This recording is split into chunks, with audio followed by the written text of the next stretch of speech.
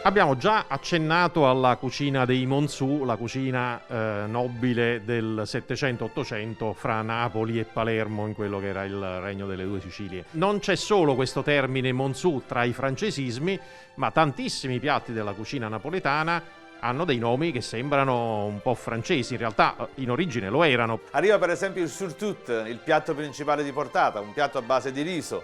A Napoli diventa sartù, solo che per farlo mangiare ai napoletani il Monzù ci avette da aggiungere fagatiello, prosciutto, formaggio, salame. Arrivò per esempio il gâteau. Era la torta di gusto francese, gâteau mariage, la torta multipiano. Del gâteau noi a Napoli conservammo solo la forma rotonda, ma diventò un rustico e ci aggiungemmo prosciutto, salame, formaggio e mortadella. E soprattutto una T. E un accento sulla O.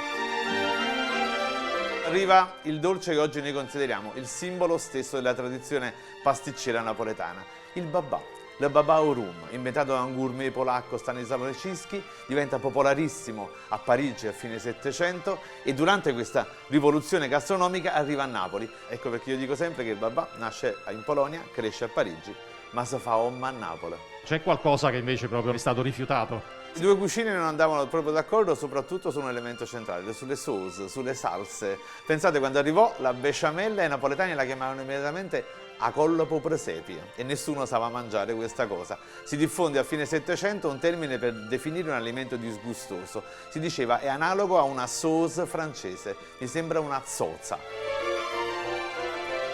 E allora vediamo questi tre nomi francesi trasferitisi nella cucina napoletana, in che cosa si sono concretizzati. Il sartù fatto con il riso che si fa cuocere direttamente nel ragù e poi a fine cottura, anzi un po' prima, si toglie dalla fiamma, si fa raffreddare, poi si inseriscono le uova, il parmigiano, il sale, pepe, si amalgama bene, si crea uno strato che deve accogliere tutto il ripieno, che è costituito di tutto, salsicce, salame, uova, sode, provola, ancora ragù, carne del ragù, insomma una cosa ricchissima.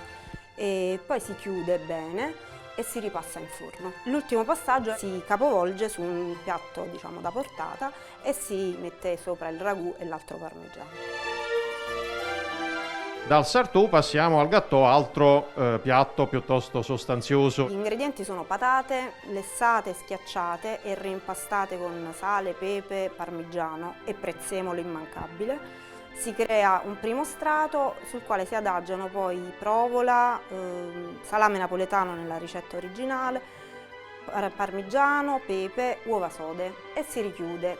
Si cosparge di pangrattato e si passa in forno. Con una noce di strutto prima, oggi preferibilmente burro.